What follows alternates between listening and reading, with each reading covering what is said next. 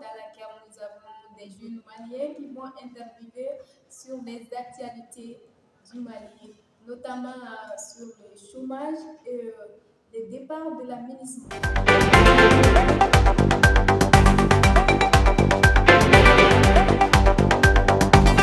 Sans plus tarder, nous allons passer au questionnement sur le départ de la ministre. Bonjour monsieur. Bonjour mademoiselle. Comment allez-vous? Je vais bien et vous? Pouvez-vous vous présenter s'il vous plaît? Moi c'est Kodio Mezak, étudiant à l'NTP. Ok, Mister Kodjo, j'ai une question pour vous sur l'actualité du Mali, notamment sur le départ de la MINISMA. Qu'en pensez-vous du départ de la MINISMA? Ce que moi je pense à ce départ de la MINISMA, oui, l'autorité malienne a bien fait. Et c'était aussi le souhait de la population que le MINISMA soit parti au Mali. Et si je pense, depuis le 25 avril 2013, la MINISMA est présente parmi nous. Et c'est-à-dire 10 ans de cela, qui avait, comme vous avez si bien dit, qui avait pour mission de maintenir la paix et la sécurisation de notre nation. On a vu que jusqu'à présent, on ne parvient pas, c'est-à-dire à avoir une satisfaction à cette mission-là. Pourquoi? Parce que nous n'avons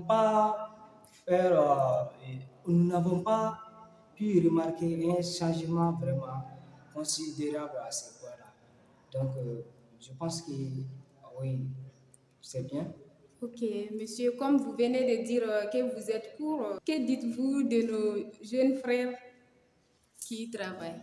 Moi, ce que je peux dire à ce point-là, si l'État même a décidé de laisser l'aménagement, c'est parce que peut-être l'État a solution pour ces jeunes gens-là. Là, sûrement, je pense. Ok, merci monsieur. C'est 3. Bonjour monsieur. Bonjour. Comment vous allez? Je vais bien.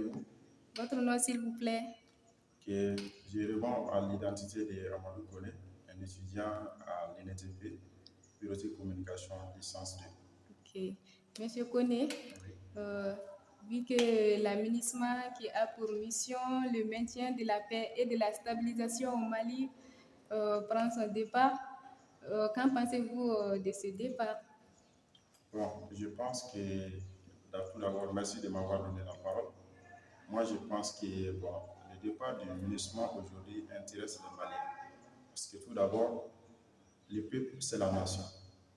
Donc, si le peuple décide, c'est-à-dire de révolter contre l'aménagement pour la non-satisfaction de leurs aspirations, je pense qu'ils ont raison, parce qu'ils ont aussi leurs raisons. Parce que nous pensons que l'aménagement était là donc pour la stabilisation et la paix au Mali. Donc, si le peuple trouve aujourd'hui qu'ils ne sont pas satisfaits des actions du MINUSMA sur le territoire malien, je pense qu'ils ont raison de se révolter contre l'aménagement pour que la MINUSMA quitte le territoire malien. Ok, monsieur, vu que vous êtes pour le départ de la MINUSMA, que dites-vous de nos frères qui travaillent dans ce groupe? Et parlant de cela, donc moi je pense que les frères qui travaillent là-bas, donc ils doivent toujours mettre en tête que c'est-à-dire, il veut dire que c'est l'État qui est avant toute chose, quoi. Donc aussi l'État prend une décision qui est, c'est-à-dire juste pour valoriser l'intérêt général. Valoriser l'intérêt général, comme vous le dites. Je pense que c'est l'objectif de l'État qui doit être en avant.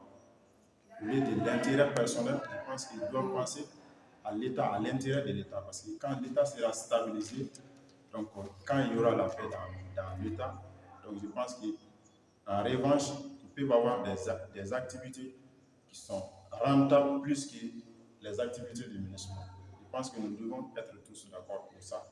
Mais c'est normal que d'autres soient contre et d'autres soient pour. Puisque nous vivons dans un pays où règne la démocratie. Oui. C'est tout à fait normal que certains soient contre et certains soient pour. Donc pour ceux qui travaillent au sein du ministère, je pense qu'ils doivent revoir la situation, puisque c'est l'intérêt de l'État qui prime. Oui. Oui. Merci bien, monsieur.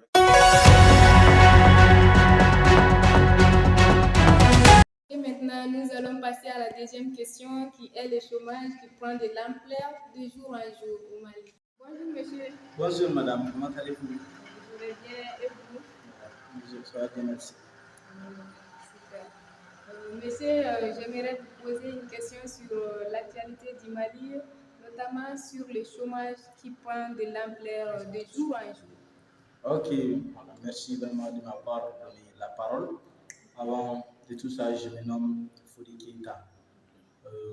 Si vous me demandez cela, que le chômage est en train d'être amplifié de jour en jour, ok, donc je vais dire ce que je pense là-dessus. Selon moi, le chômage a deux causes. Premièrement, je peux dire que notre chômage est dû, c'est-à-dire à notre système éducatif, parce que l'État doit former les gens en fonction des besoins qu'il a. Mais j'ai vu que notre État est en train de former les jeunes, former-les comme ça, et après les études, il n'y a pas de boulot pour eux. Donc ça aussi, c'est un facteur qui amplifie, c'est-à-dire le chômage. Deuxièmement, vous voyez tout ce que l'État malien a interdit, c'est-à-dire la licence à la fonction publique, ce qui aussi est un facteur qui amplifie aussi. Parce que voir ceux qui ont de la licence sont trop nombreux. Il faut voir, tout le monde n'a pas les moyens, c'est-à-dire de payer le master. Vous voyez, c'est-à-dire quand moi je suis pauvre, donc pour faire le master, ça demande des millions pour être présent, c'est-à-dire à la fonction publique.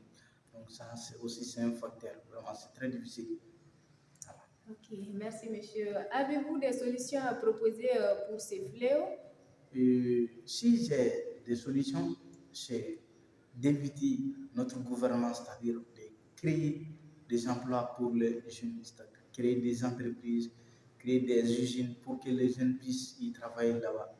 Vous voyez. Et puis aussi, les jeunes aussi, vu que l'État n'a pas de moyens, l'État malien n'a pas de moyens pour embaucher tous les jeunes, donc les jeunes aussi ne doivent pas s'asseoir et baisser les bras.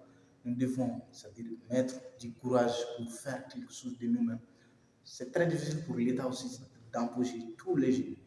Donc les jeunes qui ont fait déjà plus de 15 à 17 ans, tu es sur le banc, tu dois être capable de faire quelque chose pour soi-même.